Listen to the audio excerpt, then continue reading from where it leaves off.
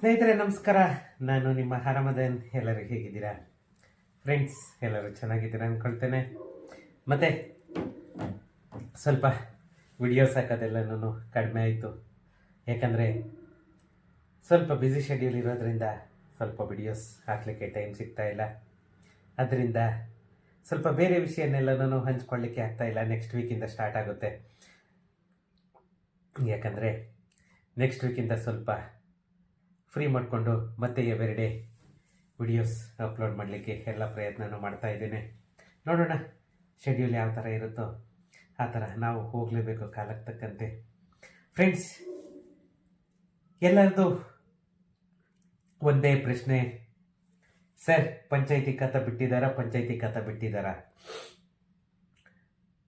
ನಿಮಗೆ ಯಾರು ಏನೇ ಹೇಳಿ ನಾನು ಹೇಳೋದೊಂದೇ, ಆಲ್ರೆಡಿ ಪಂಚಾಯತ್ ಖಾತಾ ರಿಲೀಸ್ ಆಗಿದೆ. ಮೊನ್ನೆ ಅಧಿವೇಶನದಲ್ಲೂ ಕೂಡ ಪ್ರಿಯಾಂಕ ಖರ್ಗೆ ಅವರು ಹೇಳಿದ್ರು, ಹತ್ತತ್ರ 3,000 ಅಪ್ಲಿಕೇಶನ್ಸ್ ಆಲ್ರೆಡಿ ಬಂದಿದೆ ಅಂತ. ಬಟ್ ಇನ್ನೂ ಯಾವುದಕ್ಕೂ ಕೂಡ ಅಪ್ರೂವಲ್ ಅನ್ನೋದು ಮಾತ್ರನೇ ಕೊಟ್ಟಿಲ್ಲ. ಆದರೆ ಅಪ್ಲಿಕೇಶನ್ಸ್ ಮಾತ್ರ ಎಲ್ಲ ಪಂಚಾಯತಿಗಳಲ್ಲೂ ಕೂಡ ನಿಮಗೆ ಅಕ್ಸೆಪ್ಟ್ ಆಗುತ್ತೆ. ಇದು ಏನಂದರೆ, ಒಂದು ಕನ್ಫ್ಯೂಷನ್ ಮಾಡ್ಕೋಬೇಡಿ. ಗೌರ್ನಮೆಂಟು ಒಂದು ಪ್ರಯತ್ನವನ್ನು ಮಾಡಲಿಕ್ಕೆ ಅಂತಂದೇಳಿ ಈ ಕೆಲಸವನ್ನು ಮಾಡ್ತು. ಯಾಕಂತಂದರೆ ಒಂದು ಈಸಿ ಕೆಲಸ ಮಾಡ್ಕೊಳ್ಳಿಕ್ಕೆ ಸ್ಟಾಫ್ ಇಲ್ಲ, ಸಿಸ್ಟಮ್ಸ್ ಇಲ್ಲ, ಇದಿಲ್ಲ ಅನ್ನೋದು ಕೊರತೆಗಿಂತನೂ ಸಿಟಿಸನ್ ಲಾಗಿನ್ ಅಂತಂದೇಳಿ ಒಂದು ಮಾಡಿಬಿಟ್ರು. ಇದು ಇರೋದು, ಅಷ್ಟು ಬಿಟ್ಟರೆ ಬೇರೆ ಇನ್ನೇನು ಇಲ್ಲ. ಯಾರು ಏನೇ ಹೇಳಿದ್ರು ಕೂಡ ಕೇಳಲಿಕ್ಕೆ ಹೋಗ್ಬೇಡಿ. 100% ಪಂಚಾಯತಿ ಖಾತಾ ಬಿಟ್ಟಿದ್ದಾರೆ. ಅದ್ರ ಬಗ್ಗೆನೇ ಈ ವಿಡಿಯೋದಲ್ಲಿ ಮಾತಾಡೋಣ. ಅದಕ್ಕಿಂತ ಮುಂಚೆ ನನ್ನ ಚಾನಲನ್ನು ಇನ್ನು ಯಾರೆಲ್ಲ ಸಬ್ಸ್ಕ್ರೈಬ್ ಮಾಡ್ಕೊಂಡಿಲ್ಲ, ಪ್ಲೀಸ್ ಸಬ್ಸ್ಕ್ರೈಬ್ ಮಾಡ್ಕೊಳ್ಳಿ. ಮತ್ತು ನನ್ನ ವಿಡಿಯೋಸನ್ನು ಶೇರ್ ಮಾಡೋ ಮುಖಾಂತರ ನನಗೆ ಸಪೋರ್ಟ್ ಮಾಡಿ ಅಂತ ಹೇಳ್ತಾ, ಫ್ರೆಂಡ್ಸ್, ನಾನು ಪ್ರತಿದಿನನೂ ನಿಯರ್ಲಿ 100ರಿಂದ 150 ಕಾಲನ್ನು ಅಟೆಂಡ್ ಮಾಡ್ತಾ ಇದ್ದೇನೆ. ಯಾಕಂದರೆ ನಮ್ಮ ಆಫೀಸಿಂದ ಅಲ್ಲ, ನಾನೇ ಖುದ್ದಾಗಿ ಕಾಲ್ಸನ್ನು ಅಟೆಂಡ್ ಮಾಡ್ತಾ ಇದ್ದೇನೆ. ಮತ್ತು ಕಸ್ಟಮರ್ಸ್ ಬರ್ತಾ ಇದ್ದಾರೆ ನಮ್ಮ ಆಫೀಸಿಗೆ, ನಾನೇ ಅಟೆಂಡ್ ಮಾಡ್ತಾ ಇದ್ದೇನೆ. ನಮ್ಮ ಆಫೀಸಲ್ಲಿ ಎಷ್ಟೋ ಜನ ಬರ್ತಿದ್ದಾರೆ, ಇಲ್ಲೇನೇ ನಮ್ಮ ಆಫೀಸಿಂದಲೇ ಅಪ್ಲಿಕೇಶನ್ ಕೂಡ ಹಾಕಿಸ್ಕೊಂಡು ಹೋಗ್ತಾ ಇದ್ದಾರೆ. ಇವಾಗಿರೋ ಒಂದೇ ಒಂದು ಪ್ರಾಬ್ಲಮ್ ಅಂತ ಅಂದರೆ, ಅಪ್ಲಿಕೇಶನ್ ಹಾಕಿದ ಮೇಲೆ ನಮಗೆ ಅಕ್ನಾಲಜ್ಮೆಂಟ್ ಅನ್ನೋದೊಂದು ಜನರೇಟ್ ಆಗ್ತಾ ಇಲ್ಲ. ಅದೊಂದು ಬಿಟ್ಟರೆ ಬೇರೆ ಇಶ್ಯೂಸ್ ಅಂತಂದೇಳಿ ಏನೂ ಇಲ್ಲ. ಈ ಸ್ವತ್ತು 2.0 100% ರಿಲೀಸ್ ಆಗಿದೆ. ಬಟ್ ಒಂದೇ ಒಂದು ಮೇಜರ್ ಥಿಂಗ್ ಅಂದರೆ ಪ್ರಾಬ್ಲಮ್ ಇದೆ. ಏನು ಪ್ರಾಬ್ಲಮ್ಮು ಅಂತಂದರೆ, ಈ ಸ್ವತ್ತು 2.0 ಮೊದಲಿಗೆ ಈ ಸ್ವತ್ತು ಇದ್ದಾಗೆ ಬೇರೆ ಇತ್ತು. ಇವಾಗ ಈ ಸ್ವತ್ತು 2.0 ಬಂದಾದ್ಮೇಲೆ ಆಸ್ ಇಟ್ ಈಸ್ ನಮ್ಮ BBMP ಈ ಆಸ್ತಿ ಯಾವ ತರ ಇದೆ ಅದೇ ತರನೇನೆ ಇದನ್ನು ಕೂಡ ಮಾಡಿಫೈ ಮಾಡಿದ್ದಾರೆ. ಇದರಲ್ಲಿ ಯಾಕಂತಂದ್ರೆ ನಮಗೆ ಮೊದಲಿಗೆ ಈ ಸ್ವತ್ತಿನಲ್ಲಿ 9, 11 ಎರಡು ಆಪ್ಷನ್ ಇತ್ತು. ಬಟ್ ಇಲ್ಲಿ ಬಂದ್ಬಿಟ್ಟು ಓನ್ಲಿ 11A 11B ಎರಡು ಮಾತ್ರನೇ ಆಪ್ಷನ್ ಇರೋದು. ಇವಾಗ ಏನು 2.0 ಬಿಟ್ಟಿದ್ದಾರೆ ಅದರಲ್ಲಿ 11A ಯಾವುದಕ್ಕೆ ಅಪ್ಲಿಕೇಬಲ್ ಆಗುತ್ತೆ, 11B ಯಾವುದಕ್ಕೆ ಅಪ್ಲಿಕೇಬಲ್ ಆಗುತ್ತೆ ಅಷ್ಟೊಂದು ತಿಳ್ಕೋಬೇಕು. ಅದು ತಿಳ್ಕೊಳ್ಳೋ ಅವಶ್ಯಕತೆನೂ ಇಲ್ಲ. ನಿಮಗೆ ಕಾಮನ್ ನಾಲೆಡ್ಜ್ ಬೇಕಾದ್ರೆ ತಿಳ್ಕೊಬೋದೇ. ಹಾಗೆ ನೀವು ಪ್ರಾಪರ್ಟಿ ಡಾಕ್ಯುಮೆಂಟ್ ತಗೊಂಡು ಬಂದ್ರೆ ನಾವೇ ಐಡೆಂಟಿಫೈ ಮಾಡಿ ಹೇಳ್ತೇವೆ ನಿಮ್ಮ ಪ್ರಾಪರ್ಟಿಗೆ ಎ ಖಾತಾ ಬರುತ್ತಾ ಅಥವಾ ಬಿ ಖಾತಾ ಬರುತ್ತಾ ಅಂತ ಹೇಳ್ಬಿಟ್ಟು. ಅದೇನೇನೆ 11A 11B. 11A ಕೊಟ್ರು ಅಂದ್ರೆ ಎ ಖಾತಾ, 11B ಕೊಟ್ರು ಅಂತಂದ್ರೆ ಬಿ ಖಾತಾ, ಅಷ್ಟೇನೇನೆ ಡಿಫ್ರೆನ್ಸ್. ಇದು ನೀವೇನೇನೆ ಒಂದು ಚಿಕ್ಕ ವಿಷಯನ ದೊಡ್ಡದಾಗಿ ಅನುಮಾನ ಬರೋ ತರ ಇದ್ ಮಾಡ್ಕೊಂಡು ಇದಾಗೋ ತರ ಮಾಡ್ಕೋಬೇಡಿ. ಯಾಕಂತ ಅಂದ್ರೆ ನಿಮ್ಗೆ 11A ಖಾತಾ ಬಂದ್ಬಿಟ್ಟು ನಿಮ್ಗೆ ಅಪ್ರೂವ್ಡ್ ಲೇಔಟ್ಸ್ ಮಾತ್ರನೇನೆ, ಅಪ್ರೂವ್ಡ್ ಪ್ರಾಪರ್ಟೀಸ್ ಮಾತ್ರನೇನೆ. ಮತ್ತೆ ಯಾವುದು 94C 94D 94CC ನಲ್ಲಿ ಆಶ್ರಯ ಯೋಜನೆಯಲ್ಲಿ ಕೊಟ್ಟಿದ್ದಾರೆ ಅದಕ್ಕೆ ಎ ಖಾತಾ ಬರುತ್ತೆ. ಮತ್ತೆ ಪ್ಯೂರ್ಲಿ ಗ್ರಾಮ ಠಾಣ ಯಾವುದು ಪಂಚತಂತ್ರದಲ್ಲಿ ಆಲ್ರೆಡಿ ಅಪ್ಡೇಟ್ ಆಗಿದೆ ಅದಕ್ಕೆ ನಿಮ್ಗೆ ಎ ಖಾತಾ ಬರುತ್ತೆ. ಅದು ಬಿಟ್ರೆ ಇನ್ನ ಪ್ರತಿಯೊಂದು ಪ್ರಾಪರ್ಟಿಗೂ ಕೂಡ ನಿಮ್ಗೆ ಬಿ ಖಾತಾನೇ ಬರೋದು. ಆಲ್ಮೋಸ್ಟ್ 90% ಎಲ್ಲಾನು ಬಿ ಖಾತಾನೇ ಬರೋದು. ಯಾರು ಕೂಡ ನನ್ನ ಪ್ರಾಪರ್ಟಿಗೆ ಎ ಖಾತಾ ಬರುತ್ತಾ, ನನ್ನ ಪ್ರಾಪರ್ಟಿಗೆ ಬಿ ಖಾತಾ ಬರುತ್ತಾ ಆ ಗೊಂದಲನ್ನ ಇಟ್ಕೋಬೇಡಿ. ಯಾಕಂದ್ರೆ ಸುಮಾರು ಜನ ಇದು ಕ್ವಶನ್ ಅನ್ನ ಮಾಡ್ತಾ ಇದ್ರಿ ನನಗೆ, ಅದಕ್ಕೋಸ್ಕರನೇ ನಾನು ಈ ವಿಷಯನ ಪ್ರಸ್ತಾಪ ಮಾಡ್ತಾ ಇದ್ದೇನೆ. ಅದು ನೀವು ಡಾಕ್ಯುಮೆಂಟ್ ತಂದ್ರೆ ನಾವು ಏನು ಅಂತಂದೇಳಿ ಐಡೆಂಟಿಫೈ ಮಾಡಿಬಿಟ್ಟು ನಾವು ಅದನ್ನ ಎ ಖಾತಾಗುತ್ತಾ ಬಿ ಖಾತಾಗುತ್ತಾ ಅಂತ ಹೇಳ್ತೀವಿ. ಅದರಲ್ಲಿ ಏನು ಗೊಂದಲ ಇಲ್ಲ. ಇಲ್ಲಿ ನಮ್ಗೆ ಇರೋದೆಲ್ಲ ಒಂದೇ ಸಮಸ್ಯೆ ಅಂತ ಅಂದ್ರೆ ವೆಬ್ಸೈಟ್ ಪ್ರಾಪರ್ ಆಗಿ ವರ್ಕ್ ಆಗ್ತಾ ಇಲ್ಲ.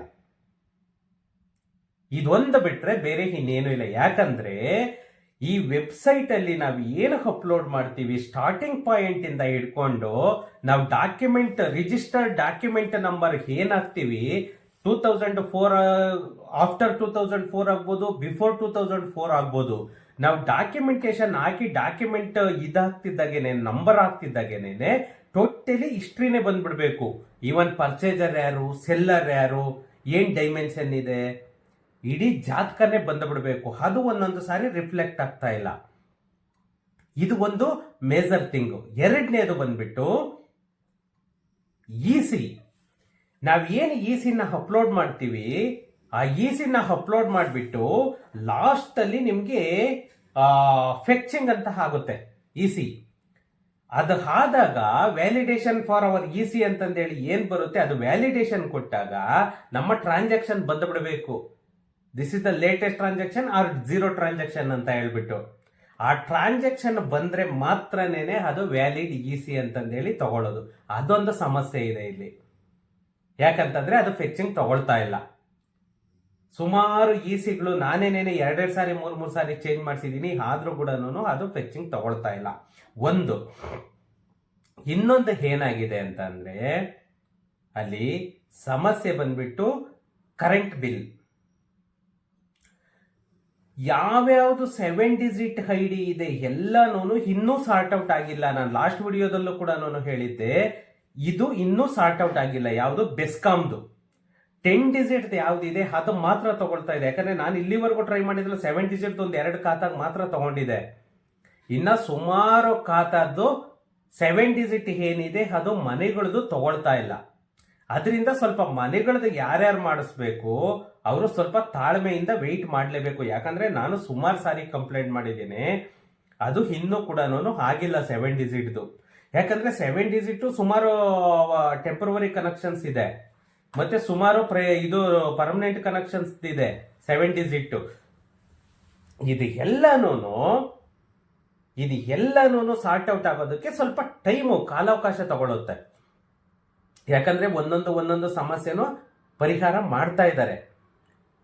ಆದರೆ ಇಲ್ಲಿ ನಿಮ್ಗೆ ಯಾವುದೇ ಒಬ್ಬ PDO ಆಗ್ಬೋದು ಅಥವಾ ಯಾವುದೇ ಒಬ್ಬ ಪಂಚಾಯಿತಿ ಆಫೀಸರ್ ಆಗ್ಬೋದು, ಅಲ್ಲಿ ಪಂಚಾಯಿತಿಯಲ್ಲಿ ಕೆಲಸ ಮಾಡೋರಾಗ್ಬೋದು, ಯಾರಾದ್ರೂ ಇನ್ನೂ ಖಾತಾ ಬಿಟ್ಟಿಲ್ಲ ಅಂತಂದ್ರೆ ನೇರವಾಗಿ ನನಗೆ ಫೋನ್ ಮಾಡಿ ಕೊಡಿ.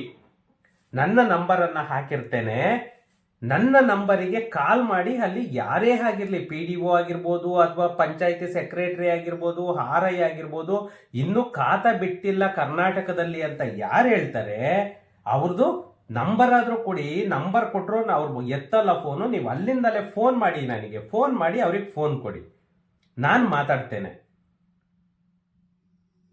ಯಾಕಂದ್ರೆ ಅಲ್ಲಿ ಅವರಿಗೇನೆ ಇನ್ಫಾರ್ಮೇಶನ್ ಇಲ್ಲ ಅಂತಂದ್ರೆ ಇನ್ನು ಜನಗಳಿಗೆ ಏನು ಇನ್ಫಾರ್ಮೇಶನ್ ಕೊಡ್ತಾರೆ? ಒಬ್ಬ ಪಬ್ಲಿಕ್ ಸರ್ವೆಂಟ್ಸ್ ಅವರು, ಆ ಪಬ್ಲಿಕ್ ಸರ್ವೆಂಟ್ಸ್ ಆಗಿ ಎಷ್ಟು ಕಾಮನ್ ನಾಲೆಡ್ಜ್ ತಗೊಂಡಿಲ್ಲ ಅವರು ಅಂತ ಅಂದ್ರೆ, ಒಂದು ತಿಂಗಳು ಇವಾಗ ಹತ್ತತ್ರ ಆಲ್ರೆಡಿ 20 ದಿನ ಆಯ್ತು. ನಾಳೆಗೆ 20 ದಿನ ಆಯ್ತು ಇದು ಚಾಲನೆಯಾಗಿ. ನಾನೇನೇನೆ ನಿಯರ್ಲಿ ಏನಿಲ್ಲ ಅಂದ್ರೂ 100 ಅಪ್ಲಿಕೇಶನ್ ಹಾಕಿದ್ದೇನೆ. ನಾನೇ 100 ಅಪ್ಲಿಕೇಶನ್ ಹಾಕಿದ್ದೀನಿ ನನ್ನ ಕಡೆಯಿಂದಲೇನೆ. ಇಡೀ ಕರ್ನಾಟಕ ಹತ್ತತ್ರ ಆಲ್ರೆಡಿ ಇವಾಗ ನಿಯರ್ಲಿ ಏನಿಲ್ಲ ಅಂದ್ರೂ 4,000 ಅಪ್ಲಿಕೇಶನ್ಸ್ ಹೋಗಿದೆ ಪಂಚಾಯಿತಿಗಳಿಗೆ. ಬಟ್ ಇನ್ನೂ PDOs ಎಲ್ಲನೂ ಅದನ್ನ ವೆರಿಫಿಕೇಶನ್ ಮಾಡಿ ಎಲ್ಲನೂ ಖಾತಾಗೆಲ್ಲನೂ ಪ್ರಿಪೇರ್ ಮಾಡ್ತಾರೆ. ಅದು 100% ಆಗೋ ಕೆಲಸ. ಬಟ್ ನಿಮ್ಮದು ಅಪ್ಲಿಕೇಶನ್ ಹೋಗ್ಬೇಕು. ಫಸ್ಟ್ ಅಪ್ಲಿಕೇಶನ್ ಹೋಗಿಲ್ಲ ಅಂದ್ರೆ ಅಲ್ಲಿ PDO ಆಗ್ಬೋದು, ಯಾರಾಗ್ಬೋದು, ಏನ್ ತಾನೇ ಮಾಡ್ತಾರೆ? ಯಾಕಂದ್ರೆ ಇಲ್ಲಿ ಹೆಂಗಾಗಿದೆ ಅಂದ್ರೆ ಆ ಪ್ರಿಯಾಂಕಾ ಖರ್ಗೆದ ಒಂದಷ್ಟು ಕಾಂಟ್ರವರ್ಸಿ, ಈ ಕೃಷ್ಣ ಬೈರೇಗೌಡರವ್ರದ್ದು ಒಂದಷ್ಟು ಕಾಂಟ್ರವರ್ಸಿ, ಇನ್ನು ಈ DK ಶಿವಕುಮಾರ್ ಅವರು, ಸಿದ್ದರಾಮಣ್ಣ ಅವರು ಬರೀ ಕುರ್ಚಿಗೋಸ್ಕರ ಕಿತ್ತಾಡ್ತಾ ಇದ್ದಾರೆ. ಅವ್ರವ್ರ ಪಾಲಿಟಿಕ್ಸ್ ಅಲ್ಲಿ ಅವ್ರವ್ರು ಕಿತ್ತಾಡ್ಕೊಳ್ಳೋಕೆ ಟೈಮ್ ಹೋಗ್ಲಿಲ್ಲ, ಅವ್ರವ್ರ ಕುರ್ಚಿ ಉಳಿಸ್ಕೊಳ್ಳೋದಕ್ಕೆ ಟೈಮ್ ಇಲ್ಲ. ಇನ್ನು ಜನಗಳ ಬಗ್ಗೆ, ಪಬ್ಲಿಕ್ ಬಗ್ಗೆ ಅವ್ರು ಎಲ್ಲಿಂದ ಯೋಚನೆ ಮಾಡ್ತಾರೆ? ಇನ್ನು ಕೊನೆಗೆ ನಾವು ಏನಿಲ್ಲ, ಲಾಸ್ಟ್ ಟೈಮ್ ನೇಪಾಳದಲ್ಲಾದಂಗೆ ಇನ್ನು ನಾವು ಒಂದೊಂದು ಇನ್ನು ಸುರುವಚ್ಕೋಬೇಕು ಇವರಿಗೆಲ್ಲನೂ. ಇಲ್ಲ ಅಂತಂದ್ರೆ ಇವರೆಲ್ಲನೂ ಮಾತು ಕೇಳೋ ಇದು ಇವರು ರಾಜಕೀಯ ವ್ಯಕ್ತಿಗಳು ಅಲ್ಲ. ಯಾಕಂದ್ರೆ ಬರೀ ಕುರ್ಚಿಗೋಸ್ಕರ, ಬರೀ ಇದಕ್ಕೋಸ್ಕರ ನೋಡಿ, ಕೃಷ್ಣ ಬೈರೇಗೌಡರು 21 ಎಕರೆ ಸ್ಮಶಾನನ್ನ, ಕೆರೆಯನ್ನ ಎಲ್ಲಾನು ಇಲ್ಲಿ ಪ್ರಾಪರ್ ಆಗಿರೋ ಡಾಕ್ಯುಮೆಂಟ್ಗಳಿಗೇನೆ ಇವರು ಇನ್ವ್ಯಾಲಿಡ್ ಮಾಡಿಸ್ತಾ ಇದ್ದಾರೆ. ದರ್ಖಾಸ್ತಲ್ಲಿ ಕೊಟ್ಟಿರೋವನ್ನ ಜೆನ್ಯೂನಿಟಿ ಇದ್ರೆ ಮಾತ್ರನೇನೆ ನೀವು ಅದನ್ನ ಓಕೆ ಮಾಡಿಸಿ ಅಂತ ಹೇಳ್ಬಿಟ್ಟು ಪ್ರತಿಯೊಬ್ಬ ತಹಸೀಲ್ದಾರ್ಗೂ ಎಸಿಗೂ ಇದು ಇನ್ಸ್ಟ್ರಕ್ಷನ್ ಕೊಟ್ಟಿದ್ದಾರೆ ಈ ಕೃಷ್ಣ ಬೈರೇಗೌಡರು. ಆದ್ರೆ ಕೆರೆ ಜಾಗನ, ಸ್ಮಶಾನ ಜಾಗನೇ ಕೊಳ್ಳೆ ಹೊಡೆದವನೇ ಈ ಮನುಷ್ಯ. ಜೆನ್ಯೂನಿಟಿ ಬೇಕಂತೆ. ದರ್ಖಾಸ್ತ್ ಆಗಿರೋವು, ಗ್ರಾಂಟ್ ಆಗಿರೋ ಜಮೀನೊಳಗೆ ಗ್ರಾಂಟ್ ಸರ್ಟಿಫಿಕೇಟ್ ಇದ್ರೂ ಕೂಡ ಜೆನ್ಯೂನಿಟಿ ಬೇಕಂತೆ ತಹಸೀಲ್ದಾರ್ ಕಡೆಯಿಂದ, ಎಸಿ ಕಡೆಯಿಂದ ಜೆನ್ಯೂನಿಟಿ ಬೇಕಂತೆ. ಅವಾಗ ಮಾತ್ರನೇ ಅದು ಪಕ್ಕಾ ಜಾಗ, ಪಕ್ಕಾ ಡಾಕ್ಯುಮೆಂಟು, ಪಕ್ಕಾ ಲ್ಯಾಂಡು ಅಂತ ಹೇಳ್ಬಿಟ್ಟು ಇವ್ರು ಕನ್ಸಿಡರೇಷನ್ ತಗೊಳ್ತಾರಂತೆ. ಇಂಥ ಪೊಲಿಟಿಕಲ್ ಲೀಡರ್ಗಳು ಬಂದ್ರೆ ಅರ್ಧ ಜಮೀನೆಲ್ಲ ಗೌರ್ನಮೆಂಟ್ ಪಾಲಾಗೋದೆ. ನಿಮ್ಗೆ ಯಾರ್ಯಾರಿಗೂ ಹಳೇದು ಗ್ರಾಂಟ್ ಆಗಿದೆ ದರ್ಖಾಸ್ತಲ್ಲ ಅಂತ ಜಮೀನುಗಳೆಲ್ಲ ನುಂಗಾಕ್ಬಿಡ್ತಾರೆ ಇವರು, ಗೌರ್ನಮೆಂಟ್ ಅವರು. ಯಾಕಂದ್ರೆ ಅವರಿಗೆ ಸಾಕಾಗಲ್ಲ. ಅದರಿಂದ ಪ್ರೈವೇಟ್ ಅವ್ರ ಜಮೀನುಗಳನ್ನ ಕೊಳ್ಳೆ ಹೊಡಿಯೋದಕ್ಕೋಸ್ಕರ ಇವೆಲ್ಲನೂ ಇದು ಮಾಡ್ತಾ ಇದ್ದಾರೆ ನೋಡಿ, ದರ್ಖಾಸ್ತು ಜಮೀನುಗಳಿಗೆ. ಮತ್ತೆ ಇನ್ನೊಂದು ನಾನು ಒಂದು ವಿಷಯ ಹೇಳ್ತೇನೆ, ನೀವು ಏನು RTC ಕೊಡ್ತೀರಾ, RTC ನಲ್ಲಿ P ನಂಬರ್ ಇತ್ತು ಅಂದ್ರೆ ಸ್ವಲ್ಪ ಇದು ನೋಡ್ಕೊಳ್ಳಿ. ಯಾಕಂದ್ರೆ P ನಂಬರ್ ಇತ್ತು ಅಂತಂದ್ರೆ ಅದು ಪೋಡಿ ಆಗಿಲ್ಲ ಅಂತ ಹೇಳ್ಬಿಟ್ಟು ಅದನ್ನ ಸ್ವಲ್ಪ ಪ್ರಾಬ್ಲಮ್ ಮಾಡ್ತಾರೆ. ಅದನ್ನ ನೀವೇನೇನೆ ಅದನ್ನ ಫೇಸ್ ಮಾಡ್ಕೋಬೇಕು. ಯಾಕಂತಂದ್ರೆ ಅದೇ ಒಂದು ರೀಸನ್ ಅವರಿಗೆ P ನಂಬರ್ ಇರುವಂತದ್ದು. ಈ ಪ್ರತಿಯೊಬ್ರು ಅಷ್ಟೇ, ನಿಮ್ಮದು ಏನು ಸೇಲ್ ಡೀಡ್ ಅಲ್ಲಿ ಇರುತ್ತೆ ಆ ಸೇಲ್ ಡೀಡ್ ಸರ್ವೆ ನಂಬರ್ ಪ್ರಕಾರ ನಿಮ್ಮ ಸೇಲ್ ಡೀಡ್ಗೂ ಸರ್ವೆ ನಂಬರ್ಗೂ ಮ್ಯಾಚ್ ಆಗ್ತಾ ಇದೆಯಾ ಅನ್ನೋದನ್ನ ನೋಡ್ಕೊಳ್ಳಿ.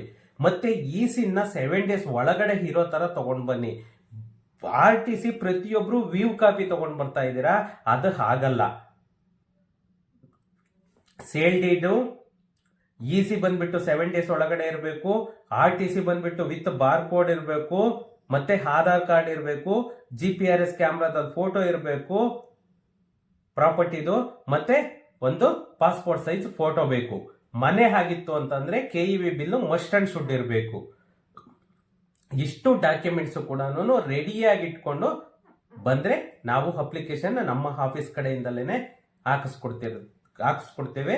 ಅದಕ್ಕೆ ಚಾರ್ಜಸ್ ಇರುತ್ತೆ. ಯಾರಿಗೆಲ್ಲ ಬೇಕು, ಪಂಚಾಯತಿ ಖಾತಾ ಆಗ್ಬೋದು, ಅಥವಾ BBMP ಖಾತಾ ಆಗ್ಬೋದು, ಅಥವಾ BDA ಖಾತಾ ಆಗ್ಬೋದು, ಅಥವಾ ಮುನ್ಸಿಪಲ್ ಲಿಮಿಟ್ ಅಲ್ಲಿ ಖಾತಾ ಆಗ್ಬೋದು, ಪ್ರತಿಯೊಂದಕ್ಕೂ ಕೂಡ ನಮ್ಮ ಆಫೀಸಿಂದ ನಾವು ಸರ್ವಿಸ್ ಅನ್ನ ಕೊಡ್ತಾ ಇದ್ದೇವೆ. ಮತ್ತೆ ಯಾವುದೇ ಲಿಟಿಗೇಷನ್ ಪ್ರಾಪರ್ಟಿ ಇದ್ರು, ಅಥವಾ ಯಾವುದೇ ಪೊಸಿಷನ್ ಪ್ರಾಬ್ಲಮ್ ಇದ್ರು ಕೂಡ, ಏನೇ ಇದ್ರು ಕೂಡ, ಅಥವಾ ಪ್ರಾಪರ್ಟಿ ಯಾವ್ದಾದ್ರು ಡಾಕ್ಯುಮೆಂಟ್ ಬೇಕಾದ್ರೂ ಕೂಡ, ಹಳೆ ಡಾಕ್ಯುಮೆಂಟ್ ಆಗ್ಬೋದು, ಅಥವಾ ಹೊಸ ಡಾಕ್ಯುಮೆಂಟ್ ಆಗ್ಬೋದು, ಅಥವಾ ಸರ್ಟಿಫೈಡ್ ಕಾಪೀಸ್ ಆಗ್ಬೋದು, ಅಥವಾ ನಿಮ್ಗೆ ಹಳೇದು RTC ಮಿಟೇಷನ್ನು ಅಥವಾ ಕನ್ವರ್ಷನ್ ಯಾವ್ದಾದ್ರು ಮಾಡ್ಬೇಕಂದ್ರೆ, ಪ್ಲಾನ್ ಅಪ್ರೂವಲ್ ಮಾಡಬೇಕು ಅಂದ್ರೆ, ಬಿಲ್ಡಿಂಗ್ ಅದು ಪ್ಲಾನ್ ಅಪ್ರೂವಲ್ ಮಾಡ್ಬೇಕಂದ್ರೆ, ಅಥವಾ ಪವರ್ ಕನೆಕ್ಷನ್ಸ್ ಬೇಕು ಅಂದ್ರೆ, ಅಥವಾ ನಿಮ್ಮ BWSSB ಕಲೆಕ್ಷನ್ಸ್ಗಳು ಬೇಕು ಅಂದ್ರೆ, ಮತ್ತೆ ದೊಡ್ಡ ಪ್ರಾಪರ್ಟಿಗಳಿಗೆಲ್ಲ CC OC ಎಲ್ಲಾನು ಬೇಕು ಅಂದ್ರೆ, ಮತ್ತೆ B ಖಾತೆಯಿಂದ A ಖಾತಾ ಮಾಡ್ಕೊಡ್ಬೇಕು ಅಂತಂದ್ರೆ, ಪ್ರತಿಯೊಂದು ಸರ್ವಿಸ್ ಅನ್ನು ಕೂಡ ನಮ್ಮ ಆಫೀಸಿಂದ ನಾವು ಪ್ರೊವೈಡ್ ಅನ್ನ ಮಾಡ್ತಾ ಇದ್ದೇವೆ. ಯಾರಿಗೆಲ್ಲನೂ ರಿಕ್ವೈರ್ಮೆಂಟ್ ಇದೆ ಅವರು ನನ್ನ ನಂಬರ್ ಕೂಡ ಹಾಕಿರ್ತೇನೆ. ಆ ನಂಬರಿಗೆ ಕಾಲ್ ಮಾಡಿಕೊಂಡು ನಮ್ಮ ಆಫೀಸ್ ಅಡ್ರೆಸ್ಸು ಕೂಡ ಹಾಕಿರ್ತೇನೆ. ಆಫೀಸ್ ಹತ್ರ ಬಂದರೆ ನಿಮಗೆ ನಮ್ಮ ಕಡೆಯಿಂದ ಏನಿರಬೇಕೋ ಅದನ್ನು ನಾವು ಮಾಡಿ ಕೊಡ್ತಿದ್ದೇವೆ. ಆದರೆ ಪೇಯ್ಡ್ ಸರ್ವಿಸ್.